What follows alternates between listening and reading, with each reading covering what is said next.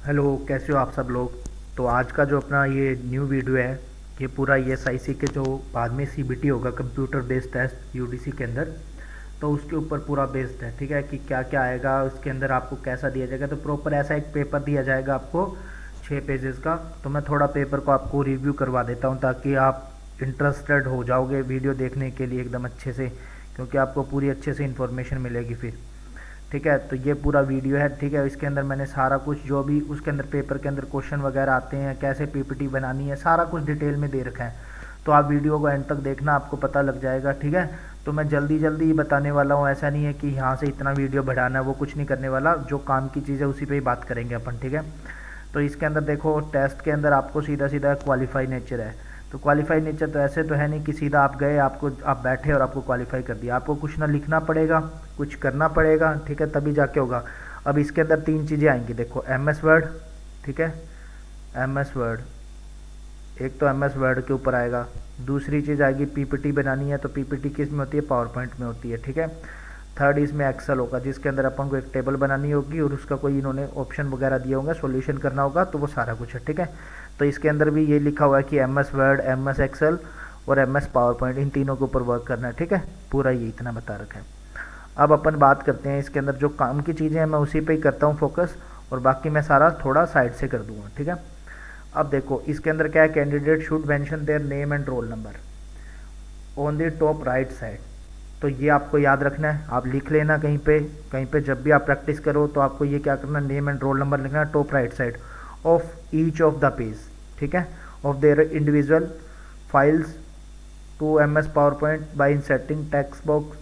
तो ये MS PowerPoint, MS Word, MS Excel आगे नीचे ऐसा दे रखा है। ठीक है, इतना छोड़ दो और कुछ नहीं दे रखा। आप देखो, after the computer skill test is over the candidate must put his signature.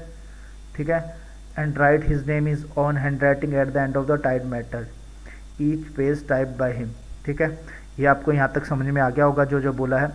अब देखो, जो जो उन्होंने बोला है आप उसी के ही मार्क्स हैं। आप ऐसे मान लो, यदि आप उनकी ये चीज़ों को फॉलो करते हो तो आप कैसे आराम से आप कर सकते हो। बट क्या होता है कि आपने कई बार क्या होता है कि ये वीडियो बनाने का मकसद ये नहीं है कि वहाँ पे आप पढ़ नहीं सकते। अभी से आइडिया होगा तो जब आप टेस्ट के लिए मतलब प्रैक्टिस करोगे ना, तो आपको आइडिया होगा और आपकी आदत बन जाएगी कि हमें यार राइट साइड में ये लिखना है, सॉरी राइट साइड में ये लिखना है, नीचे यहाँ पे अपने सिग्नेचर करने हैं। तो आपको एक आदत बनी रहेगी। ठीक है, अब वहाँ आप सीधा डायरेक्ट ऐसा ही पेपर देखोगे, उसके बाद में आपको इतना सब कुछ पढ़ना होगा तो सेम यही लिखा होगा। ठीक है, तब आपका टाइम भी एक तो बचेगा कि हाँ यार इसके अंदर क्या लिखा हुआ है क्या, फिर आप वहाँ पे नोट करोगे साइड में कि यार इसने ये बोला, इसने ये बोला, इसने ये बोला, ये बोला। तो आप कुछ टॉपिक्स मतलब आप अपना टाइम यहीं पे निकाल दोगे सारा का सारा। अब देखो, अब उन्होंने बोल रखा है कि देखो क्या है, the PowerPoint file created by the candidate should be saved with file name as roll number, question number. For example देखो ये रोल नंबर है और बाद में क्वेश्चन नंबर है, तो आगे A मेंशन कर दिया उसके। ठीक है, 1136 आपका रोल नंबर होगा .A। ठीक है, तो ऐसे करके मेंशन कर दिया इसके अंदर। तो ये आपको ध्यान रखना है इस चीज़ का। सेम लाइक इसके अंदर दूसरी चीज़ है जो बता रखी है, उस पर बात कर लेते हैं। सेम इसके अंदर दूसरा है वर्ड फाइल के बारे में बोला है। तो वर्ड फाइल के बारे में बोला है तो वही सेम लिखना है कि रोल नंबर लिखना है, क्वेश्चन नंबर लिखना है और बाद में एग्जांपल भी बता रखा है, ऐसे करके लिखना है। DOC से, यहाँ PPT से सेव करना था, यहाँ DOC डॉक्यूमेंट फाइल्स होती है जो MS वर्ड की होती है। ये क्वेश्चन भी आता है RRB के अंदर, RRB क्लर्क के अंदर और उसके अंदर RBI के अंदर भी, क्योंकि कंप्यूटर होता है ना RBI असिस्टेंट के अंदर, ये इस टाइप के क्वेश्चन आते हैं। PPT किस में होता है, तो ये पावर पॉइंट में होता है। ये भी RRB के अंदर क्वेश्चन आता है। तो ये आपको थोड़ा ध्यान रखने वाली चीज़ है। वैसे तो बेसिक है, बट वही है कि कुछ के कंप्यूटर नहीं पढ़ा होता तो उनको ध्यान नहीं होता। ठीक है, इतना हो गया। अब मैटर की बात करते हैं। उसके बाद में नीचे क्या क्या किस टाइप के क्वेश्चन आते हैं। सेम लाइक इसके अंदर वो दे रखा है, ये चीज़ देखो इसके अंदर एक्सेल के अंदर भी दे रखा है। एक्सेल की XLS से सेव करते हैं। ठीक है, रोल नंबर और उसके बाद में क्वेश्चन नंबर। ठीक है, अब इतना दे रखा है। उसके बाद में देखो क्या बोलते हैं वो, उसी को देखते हैं अपन। ये थोड़े बहुत इंस्ट्रक्शंस हैं जिसके अंदर उन्होंने बता रखा है कि आपका यदि कंप्यूटर वगैरह नहीं चलता तो आपको शाउट नहीं करना है कि जैसे ऐसे ज़ोर से नहीं बोलना है सर इधर आना, तो ऐसे करके कुछ नहीं रिएक्ट करना है। आपको नॉर्मली बता देना है कि बस कि सर हमारा कंप्यूटर वगैरह नहीं चल रहा, काम नहीं कर रहा अच्छे से। ठीक है, और बाद में लास्ट में ये लिखा हुआ है कि इसके अंदर जब भी अब मतलब अपना ये तो नॉर्मल सा चीज़ है कि जैसे ही उसके अंदर लिखा हुआ है कि अपन को क्वेश्चन जैसे नहीं आता, सॉरी पेपर कंप्लीट हो गया, उसके बाद में अपन रीटाइप नहीं कर सकते, कुछ भी नहीं लिख सकते उसके अंदर पेपर के अंदर, तो बस वो ध्यान रखने वाली बात है इसके अंदर।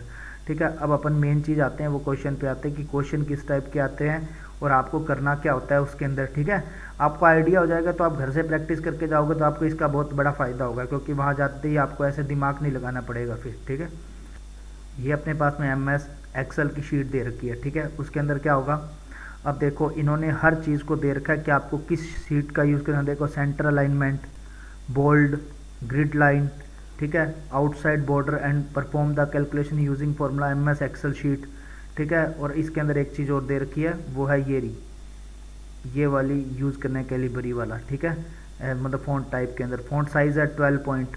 जैसे यहाँ पे होता है ना कि यहाँ पे साइड में दिया होता है कि अपन 12 होता है, वैसे अपन उस पर स्क्रॉल करते हैं तो 14, 16, 18 ऐसे करके खुल जाता है, तो वैसा दे रखा है। ठीक है, तो इसके अंदर क्या है, एक ये मेन इंपॉर्टेंट चीज़ है और एक ये 12 पॉइंट, एक ये column headings as well tax and table. ठीक है, इसके अंदर ये दे रखा है। अब जैसे देखो ये मोबाइल बिल है, सन का, डॉटर का, मदर का और फादर का, इन्होंने एक शीट दे रखी है जिसके अंदर इतना इतना P का और Q का इतना बिल आता है, तो वो टोटल करना है। यहाँ टोटल ऐसे नहीं कि आप वहाँ से मैथ से करके हो, यहाँ पे आपको वो परफॉर्म करना पड़ेगा, देन वहाँ पे अपने आप टोटल आएगा। आपको यहाँ फॉर्मूला लिखना है। ठीक है, तो इसका प्लस का फॉर्मूला होता है वो आपको करना है, एवरेज का जो फॉर्मूला होता है वो आपको परफॉर्म करना है, डिफरेंस का जो यहाँ फॉर्मूला यूज़ करना है। तो ये MS एक्सेल आप नॉर्मल सा जब पढ़ोगे तो आपको इन फॉर्मूलों के बारे में पता लग जाएगा, एकदम ईजी होते हैं फॉर्मूले, कुछ नहीं होते। ठीक है, तो ये अब आपको इतना सा ध्यान रखना है, बट हाँ यही चीज़ों का यूज़ करना है। ऊपर जो उन्होंने बोली अपने हिसाब से 14 फॉन्ट नहीं कर लेना, 10 फॉन्ट का यूज़ नहीं करना है, तो इस चीज़ का आप ध्यान रखना। ठीक है, यही मेन चीज़ है, जो जो बोला है उसी फॉन्ट में बनाना है आपको, बस अच्छे से पढ़ लेना। अब आपको थोड़ा बहुत आइडिया हो जाएगा कि हाँ जब भी आप प्रैक्टिस करोगे तो इस वीडियो को देखते हुए प्रैक्टिस कर लेना, ताकि आपको आइडिया हो जाए कि हाँ ऐसे ऐसे करना था। ठीक है, अब अपन आगे चलते हैं। इसके बाद में इन्होंने 5-6 क्वेश्चन भी दिए हैं, तो उसको भी पढ़ते हैं क्या दिया हुआ है उसके अंदर। जब आप अब टेबल बना लोगे, टेबल बनाने के बाद में क्या होगा, यही सेम क्वेश्चन वो सारे लिखे हुए हैं जो मैंने बोल दिए ऊपर कि टोटल P एंड Q का टोटल करना है, एवरेज निकालना है, डिफरेंस निकालना है। ठीक है, और उसके अंदर सारा कुछ ऐसे ये मेंशन किया होगा उसके अंदर आपको पेपर के अंदर, तो आप इजीली देख के कर सकते हो, इसके अंदर और कुछ नहीं है। ठीक है, आपको बस वो फॉन्ट वगैरह का ही ध्यान रखना है। अभी इसके अंदर जो मेन चीज़ दे रखी है वो देखो आपको कि आपको इसका यूज़ करना है, पेज ब्रेक प्रीव्यू का यूज़ करना है, पेज लेआउट का मतलब साइज A4 करना है, ओरिएंटेशन करना है, लैंडस्केप का मार्जिन नैरो करना है। ठीक है, तो ये सारी चीज़ें करके आपको ऐसा टेबल वगैरह बनाना होगा और बाद में ऐसे करके आपको पूरा परफॉर्म करना होगा उसके अंदर। तो आपको बेसिक नॉलेज तो आना ही चाहिए कि कैसे टेबल बनता है, कैसे सर्किल बनता है, ये सब चीज़ें आप थोड़ा बहुत देख के ही जाना है। ऐसे नहीं कि हाँ क्वालिफाई नेचर का है अपन को सीधा जाना है और अपन जाके कर देंगे, ये है बात की चीज़। बट अभी से आप प्रैक्टिस करने लगोगे, कभी दिन में कोई 5 दिन में एक बार कर लिया इस सब चीज़ों को, तो आप प्रैक्टिस में रहोगे तो आपको आइडिया होता रहेगा कि हाँ ये चीज़ यहाँ होता है। जैसे क्या होता है, अपन नॉर्मली ये ऊपर जितने भी ऑप्शन हैं, यदि अपन इनको भी बार बार इनको खोल के देखते रहे, उनका यूज़ करते रहे ना, तो भी अपन प्रैक्टिस में आ सकते हैं। अब जैसे किसी को पता ही नहीं होगा कि एडिट के अंदर कौन से ऑप्शन होते हैं, रट के तो वो चला जाएगा कि अंडू करना होता है, ये करना होता है, बट वहाँ अंडू करना ही नहीं आता। अंडू करना किसको है, जैसे Ctrl+Z होता है जिसका मतलब अंडू का। ठीक है, तो वापस वही चीज़ करने का, सेव करने का Ctrl+S, तो ये सब चीज़ें ध्यान रखना पड़ता है। तो ये सारी चीज़ें आपको पता होंगी तो आप जल्दी जल्दी कर लोगे, अदरवाइज़ आपको टाइम लगेगा। फिर बात वही है कि क्वेश्चन आपको ऐसा लगता होगा हाँ हम आराम से कर देंगे, बट जब करने बैठेंगे ना देन अपन को ऐसा लगेगा यार ये हो क्यों नहीं रहा। इसलिए आप पूरा अभी देख के जाओगे तो आपको अभी से प्रैक्टिस करने का आइडिया मिल जाएगा कि हमें ऐसे प्रैक्टिस करनी है। अब दूसरा पार्ट दे रखा है इसके अंदर। दूसरे पार्ट के अंदर देखो क्या दे रखा है, MS वर्ड के अंदर आपको देखो सबसे पहले चीज़ कौन सा फॉर्मेट यूज़ करना है, तहोमा। तो ये फॉर्मेट आप घर पे यूज़ करके देख लो, कईयों के पास नहीं होगा तो वो कहीं से आप जुगाड़ करके इसका कर लो। ठीक है, उसके बाद में उन्होंने बोल रखा है कि 4 साइज़ का आप यूज़ कर सकते हो फ़ॉन्ट साइज़ का, जिसमें 10 पॉइंट, 11 पॉइंट, 12 पॉइंट और 20 पॉइंट ये होते हैं। यहाँ पे पॉइंट वगैरह का मतलब यहाँ पे अपन साइज़ को जैसे इंक्रीज़ करने के लिए कर देते हैं ना कि 10 पे ले गए, 12 पे ले गए उसको, ठीक है, सिलेक्ट करके। तो आप इन्हीं 4 का यूज़ कर सकते हो अपनी मर्ज़ी से, ऐसे नहीं कि 13 सेट कर देता हूँ मैं यहाँ पे अच्छा लगेगा, वैसे नहीं करना। जो उन्होंने बोला आपको वैसे ही सेट करना है इसके अंदर। ठीक है, use along side with single double line spacing and formatting, देखो लाइन स्पेसिंग का बहुत बड़ा रोल है इसके अंदर।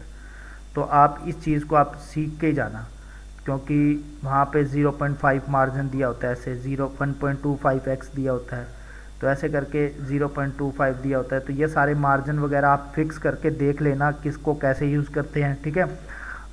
जिनको नहीं आता आप थोड़ा बहुत बेसिक सीख लो कहीं से, नहीं तो यूट्यूब पे आजकल आप सब कुछ सिखाया जाता है, आप वैसे करके भी सीख सकते हो। अब अलाइनमेंट दे रखा है, बोल्ड होना, इटालियन अंडरलाइन वाला, ठीक है, इसका कॉम्बिनेशन आप यूज़ कर सकते हो, इसके अंदर दे रखा है। इसमें वापस आ गया तो होमा अलाइनमेंट, फिर ईच के पैराग्राफ गिवन, देखो ऐसा पैराग्राफ दिया होगा, मैं भी पूरा पैराग्राफ दिखा देता हूँ। अब देखो इसके अंदर देखो यहाँ पे स्टार्ट में जो इन्होंने बोला है, देखो इंसर्ट ए टेक्स्ट बॉक्स, ऐसे करके बॉक्स बनाना, ठीक है, ये जो बना हुआ है। उसके बाद में फ़ॉन्ट साइज़ है 20 होना चाहिए, फ़ॉन्ट साइज़ इसके अंदर फ़ॉन्ट साइज़ 20 होना चाहिए, अलाइनमेंट सेंटर के अंदर होना चाहिए, इसके अंदर दे रखा है ये 3 चीज़ें। तो ये चीज़ें आपको प्रैक्टिस करनी है कि ताकि इतने फ़ॉन्ट का साइज़ रहे। और ऐसे ये देखो कंट्रोल+E कर दोगे तो सेंट्रल में आ जाता है, मैं आपको बता ही देता हूँ थोड़ी बहुत इसकी जानकारी, आपको आइडिया नहीं है तो कंट्रोल+E कर दोगे तो वो अपने आप सेंटर में आ जाएगा, आपको और कुछ करने की ज़रूरत ही नहीं है। फ़ॉन्ट आप यहाँ से इस साइड में होगा तो वहाँ से आप 20 सेट कर सकते हो।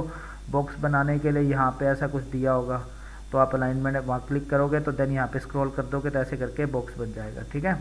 तो इतना सा है इसके अंदर कुछ भी नहीं है। अब देखो इसके अंदर एक चीज़ और दे रखी कि रोल नंबर राइट साइड में लिखने हैं, तो ये यहाँ पे लिखे हुए हैं, तो आप ये चेक कर लेना कि रोल नंबर कैसे लिखने हैं, कैसे इनको परफॉर्म करना है, सारा कुछ, ताकि आपको आइडिया होता रहे, आप लिखते वक्त कोई भी गलती ना करो।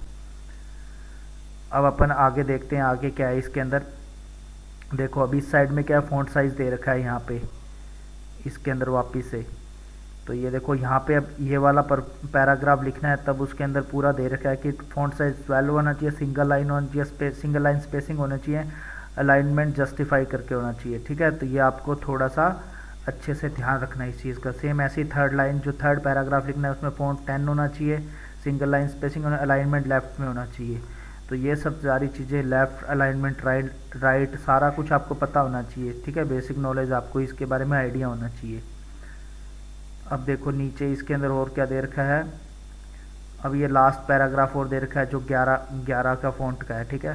इसमें डबल लाइन स्पेसिंग होना चाहिए, मतलब ये वाली जो लाइन स्पेसिंग है वो डबल होनी चाहिए, मतलब 2 बार एंटर दे सकते हो आप, ठीक है।